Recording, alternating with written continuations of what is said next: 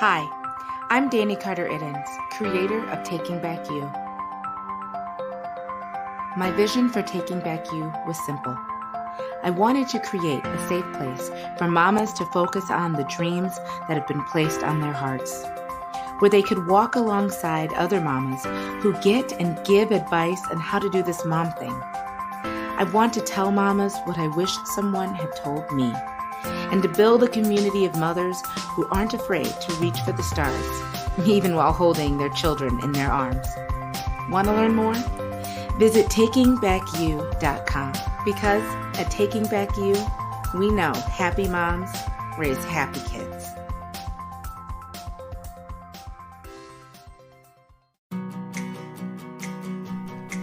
You are listening to the Taking Back You podcast, hosted by Dani Carter-Iddens.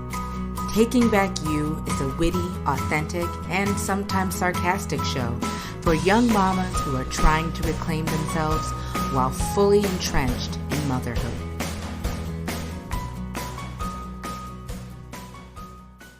Hello. This is Dani Carter-Iddens with the Taking Back You podcast. I am so excited. We are back for part 2 of dating your spouse. And Jim, you're still here, right?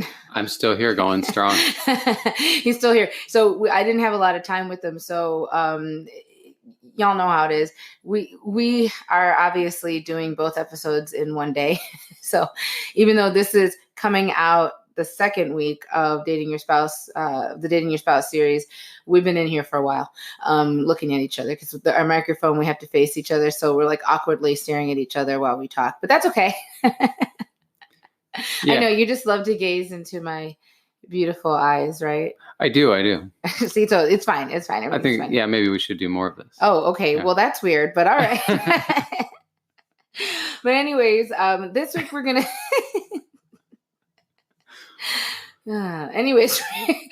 this week we're going to talk. I'm going to share with you a Bible study that I went through about 4 years ago that really helped open up my eyes to some of the, issues that I was struggling with. Like I talked about last week with that good old Catholic guilt, and just a Bible study / book that really helped me kind of get out of that and kind of see how, I don't need to feel guilty for enjoying my husband, and it's not weird and it's not wrong. And it was really hard for me to get through that at the beginning of our marriage, because I feel like once you get married, so before you're married, they're like, don't even look at each other too hard. Oh my gosh, don't touch each other.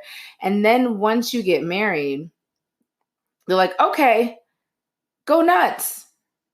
And you're like, yeah, but for the first how many years of my life, all those suppressed. Yeah, you told me not to do any of this stuff, and now I can go crazy. There's not a switch that just for some people maybe, but for me there was no switch. It was not no, okay, now go. It was very hard to not have a lot of guilt, not feel very self-conscious. Because of that. Yeah, I don't know. I think so. And so I'm going to share with you this book. It's called Passion Pursuit, and it's by Juli Slattery. And Juli Slattery, I met her, actually. I got to meet her. I love pretty much everything she's ever written. I love it. She gave that quote. I believed I used it a couple of weeks ago. I can't remember, but it's basically, this is a paraphrase of it. It's not the exact quote, but basically she says, you can only go so long without following the dreams that God has put on your heart. And I just love everything that she says, because she's not holier than thou.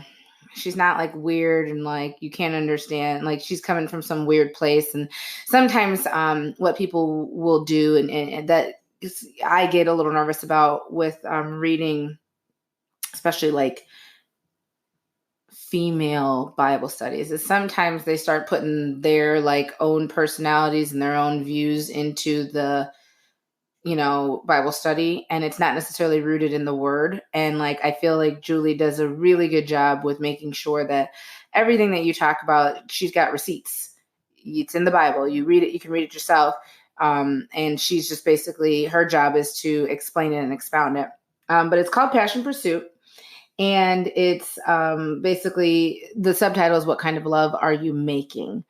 And I think Jim would agree that reading this book was like really eye-opening for me, because there was a lot of misconceptions, I'll say misconceptions, that I had about intimacy between a husband and wife that I thought were like religious, but they actually are. Well, no, I guess they are religious. They are religious, but I thought they were biblical. There we go.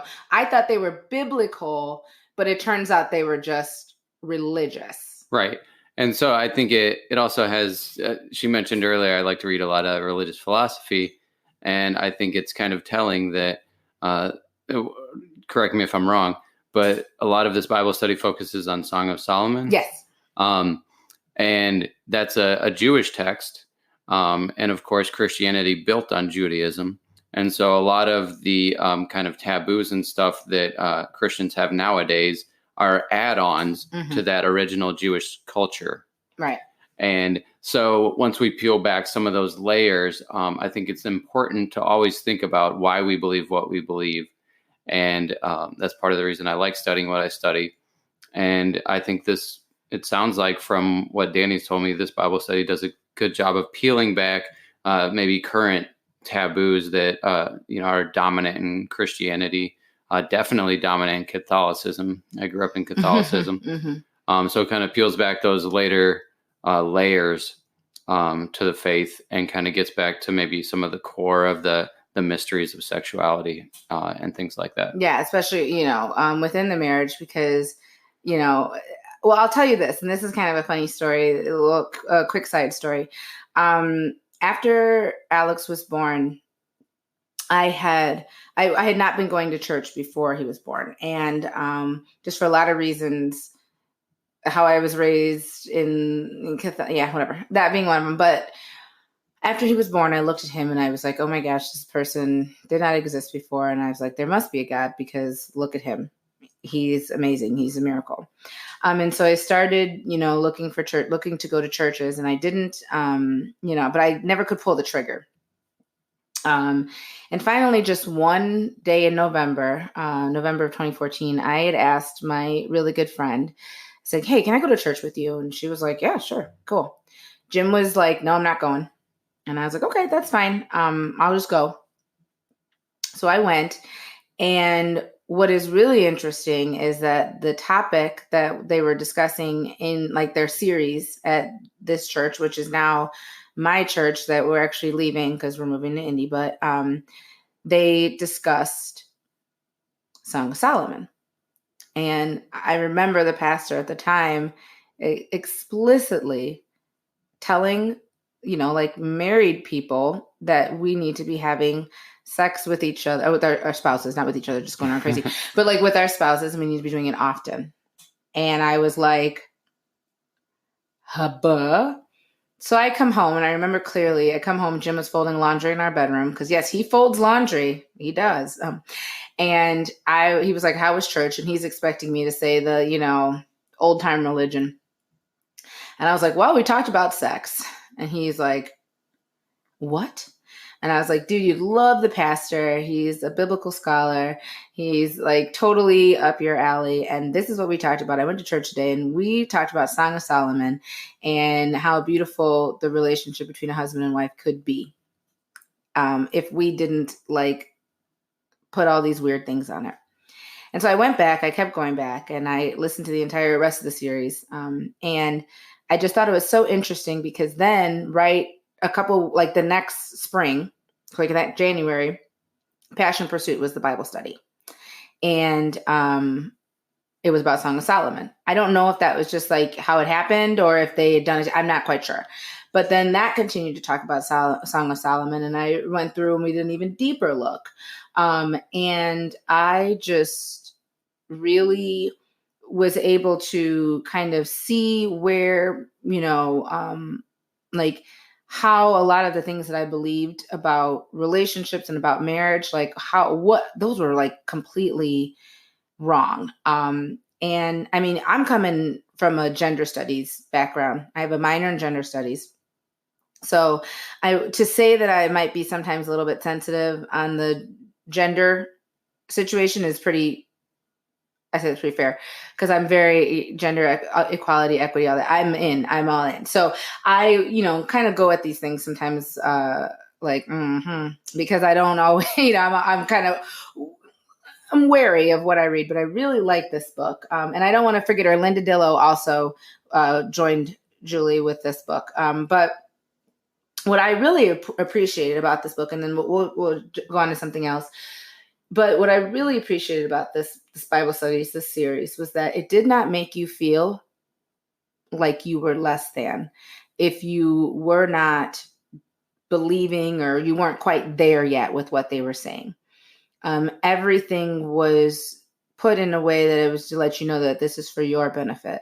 This is so that you can enjoy this amazing gift of like love and sexuality with your spouse that God gives us. They're like, we just want to tell you about it so you know about it so you can, get out there. And I really appreciated that, because I felt like a lot of times one of the things that was holding me back was that I always felt like I was, not enough for this, but too much for that. And I thought that this series really helped me realize that, yeah, where you are is cool, but listen, we're not telling you because you have to, but we're just telling you because like it could be even better than it already is. So you can get that book. You can get it on Amazon, but I'm going to send you to their website. So I don't know if they get more credit for it or anything like that. They probably get something from Amazon too, but just to make sure. If you go to www.authenticintimacy.com/passion-pursuit-study. I'll put that on the notes, on the podcast notes for this episode. But yeah, it's a great, great, great book. And it is a Bible study, but if you don't want to do it as a Bible study, you just want to read it by yourself, read it by yourself, read it with your spouse. It is geared towards women. So some of your husbands might check out. I was very discerning when I brought Jim in. I didn't sit there with him and read it with him because he was going to check out, but I did like, hey babe, it says here, la, la, la, la. Like we would have, they were like conversation starters that I would do with him. And I do believe, and I might be wrong, I feel like there is a section of like conversation starters with your spouse, or questions that you can talk to your spouse about, or questions you ask. So yeah, that's honestly my favorite book on this topic of intimacy and relationships with your spouse. And it goes back to the whole dating thing, because I think that's, such an important, if you don't have that intimacy, like we were saying last week, if you don't have the intimacy, the connection, doesn't matter what your budget is, doesn't matter, all the time you have in the world, you need that connection. Mm-hmm. Yeah. And just a few more comments on this topic before we switch gears. I remember as a teenager hearing a Pink Floyd song that said they showed us how to feel good, but told us how to feel bad. And to me, that was religion growing up. Yeah. And so for her to come home and tell me these topics that they were discussing, where it was essentially the reverse of that, where they showed you how to feel good and told you it was okay and that it was a gift from God. That was a completely different type of religion than I had experienced up until that point. Yeah, and it's hard because I think sometimes the block, when the overarching of this is dating your spouse. But I think at least for me, and I think that's for a lot of women, there's sometimes a block that tells you that, like, yeah, but don't enjoy it too much. You know what I mean? Like, yeah, but don't get crazy. You don't want to be one of those girls, one of those kind of women. Sure. And even with your husband, like where you should be, but it's hard to cut it off. It doesn't just happen like on the day you are wed, all of a sudden you like don't have that block, that block just disappears. It's not how it happens. Yeah. Old habits die hard. Right. And so I think that some of this I think some of the things that make it hard for us to date our spouse after children could be almost, like like a kind of almost like a self-sabotage.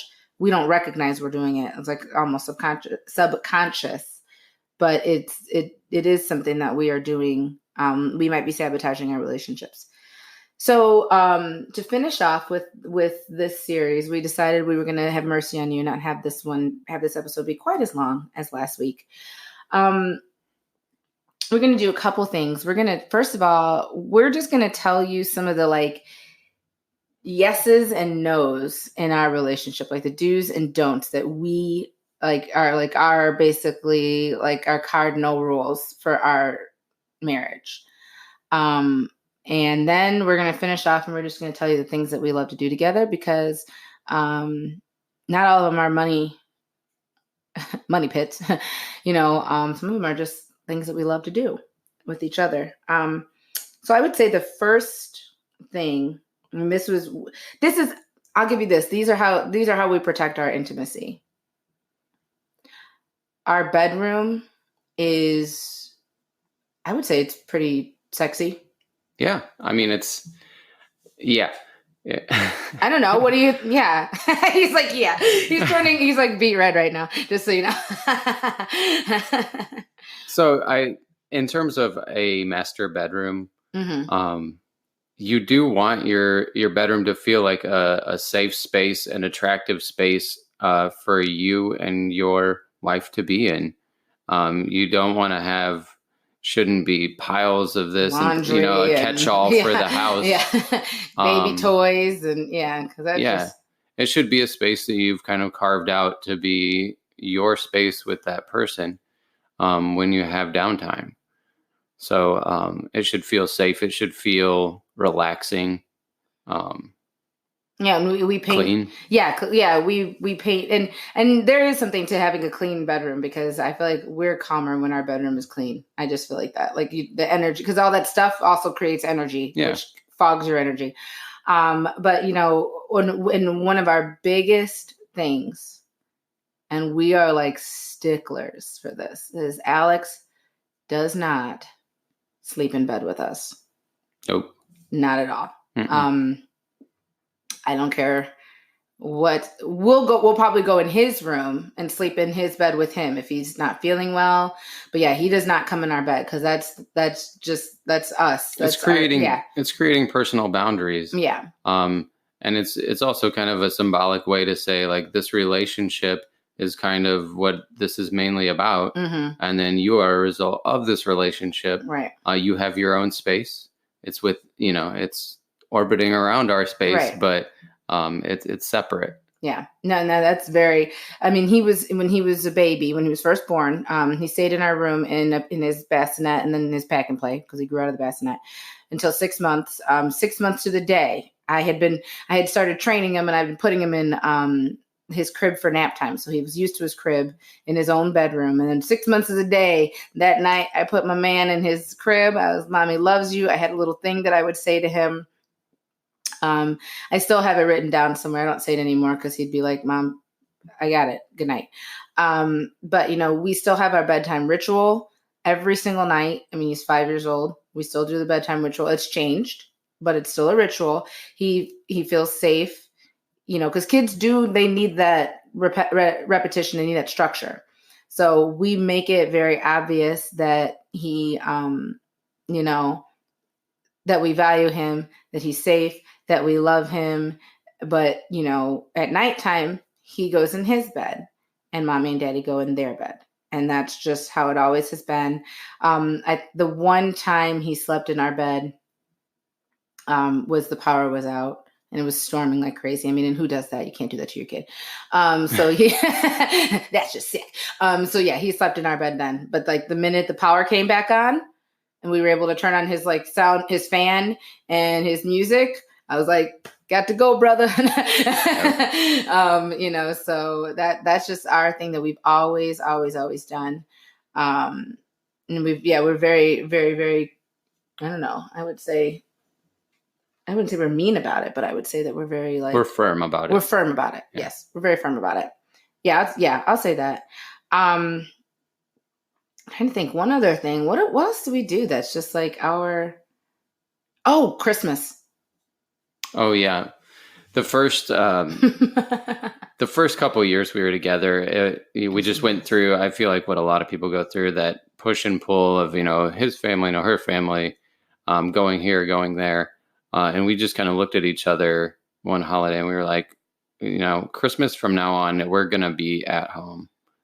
And that's it. If anyone wants to see us, we'll be at home. But we're not doing this back and forth all over the place stuff. Like, this is kind of a sacred time to just like be together as a family, and it shouldn't be kind of pulled apart and pulled in a million different directions. Especially because we were fighting. We'd be fighting. We're going over people's houses, going over the in-laws, and we were just like, we were at each other's throats, and it was just like, why are we even doing this? We didn't want to go.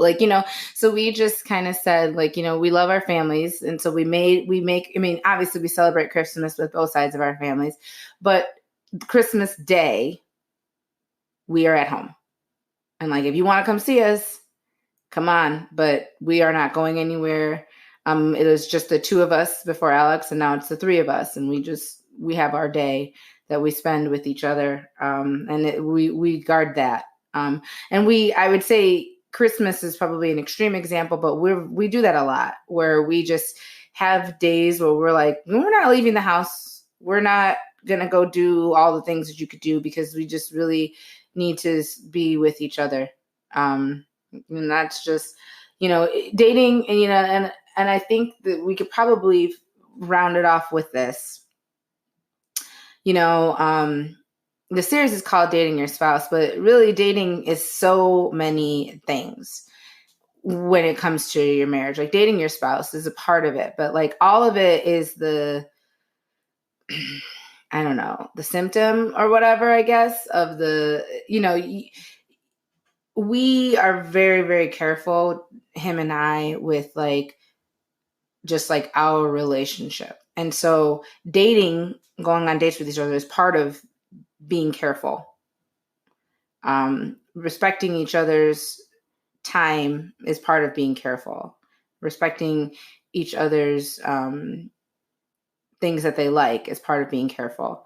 And so dating doesn't always have to be actively getting out of your house and going and going somewhere. One of our favorite things to do is we love to turn on Netflix and watch comedy.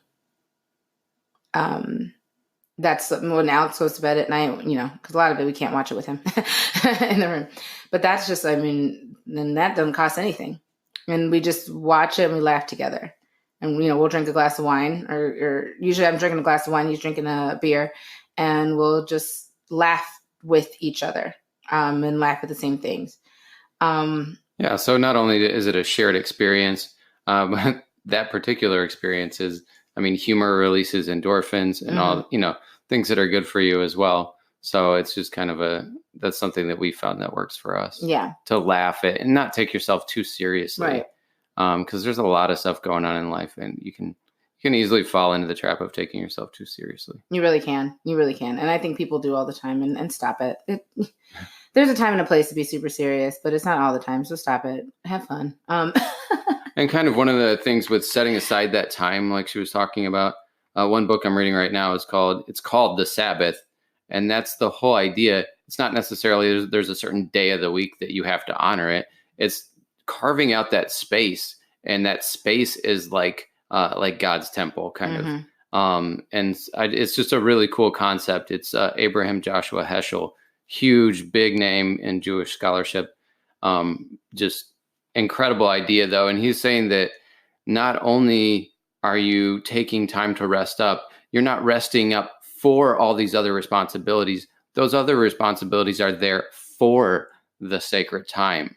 And so it's kind of flipping what the world says on its head. You're not recharging so that you can go out and, work your 40-hour week and all that stuff. The 40-hour week exists so that you can, have your resources for that sacred time. Mm-hmm. Yeah. No, and it sounds, when you say it like that, it's like, yeah, duh. Right. It sounds so practical, but we get into these grooves of just, this is how the world works. And we need to rest up so that we can, go have this intense week. And then we don't have time for, the people that matter. But then, too, sometimes I feel like we have had weekends too, where we built it up so big and then we were exhausted and then we slept. And then then we felt like we didn't do anything because we were like, we just slept the whole time. But you know what? We were still together and we caught up on sleep together. And I'm going to, as a mom, I'm going to call that a win. I think sometimes you need to do that. Yeah. Sometimes you just need to do that. We, like I said, in our last episode, we do our couples book club. It hasn't gone too well. But that also is even part of the fun of it, that we both read these books and he's like, I think it was great. And I was like, that was the worst book I've ever read. Right. And then she reads them faster. She's a faster reader than I am. That's the other problem. So I'm done. And he's like, I'm on page. I'm kind of slow and methodical, and I'm thinking of all the implications of all this stuff. And she's like, yeah, I finished that last week. And I'm like, oh. I'm halfway through. Now I want to read the next book, but I'm trying to wait for him. I'm like, can you just stop and come on? So, I mean, yeah, we have a lot of things that we do together and it doesn't always work. We surprise each other. The latest, I surprised him with going to Nashville for his 35th birthday. He thought we were going back home to paint. Is that what we're going to? Yeah, I think he thought we were going to paint. So, yeah. And psych. He should have known more because I said I offered to drive and you should have known better. Yeah. But I should have. You should have. But sometimes I'm just kind of clueless. Yeah. And so I offered to drive and I drove us. I don't think I drove the whole way there. I didn't make it. But I think I made it pretty much a lot past Louisville. Yeah. Yeah. So I did pretty good. I'm proud of myself. And he every few years, he tries to surprise me with the Goo Goo Dolls concert because they're my favorite band of all time. Except he gets super excited and has to tell me usually a month before my birthday even, which is usually 2 months before the concert. But he tries. So he does. Yeah.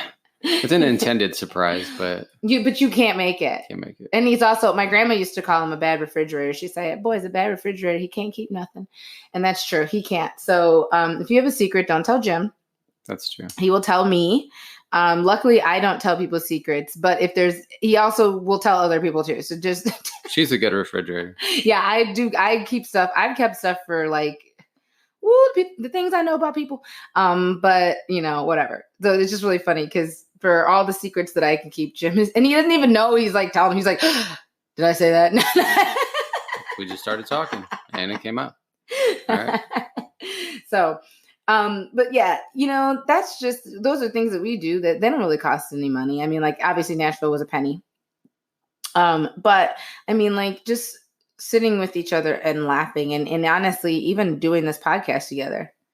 Right. That's a good, it's a good bonding time. I'm not saying go buy a Yeti microphone and some headphones and start doing a podcast together. But what I am saying is that, you got to get a little more creative when you have kids on how to spend some time together. You could even go look for Yetis in the woods. Oh my gosh. And see, this is when we have to stop this because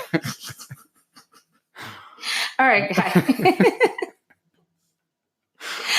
Oh my gosh. All right, guys. Well, next week, first of all, thanks, babe, for coming on.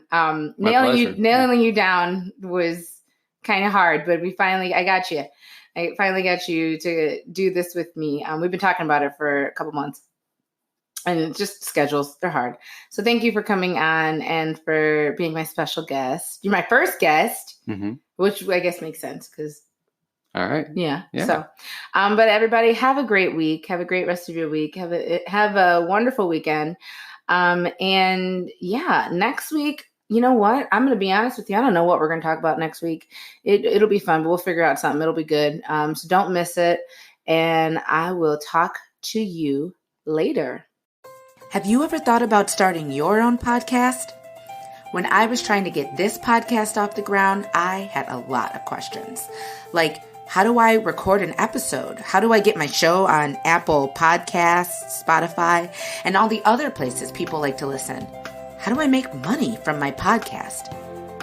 The answer to every one of these questions is really simple. Anchor. Anchor is a one-stop shop for recording, hosting, and distributing your podcast. Best of all, it's 100% free and ridiculously easy to use. And now, Anchor can match you with great sponsors too, so you can get paid to podcast. I love Anchor because I was up and running in a couple of hours. You can even record your episodes on the go using their super friendly Anchor app. So, if you've always wanted to start a podcast and make money doing it, go to anchor.fm/start to join me and the diverse community of podcasters already using Anchor. That's anchor.fm/start. I can't wait to hear your podcast.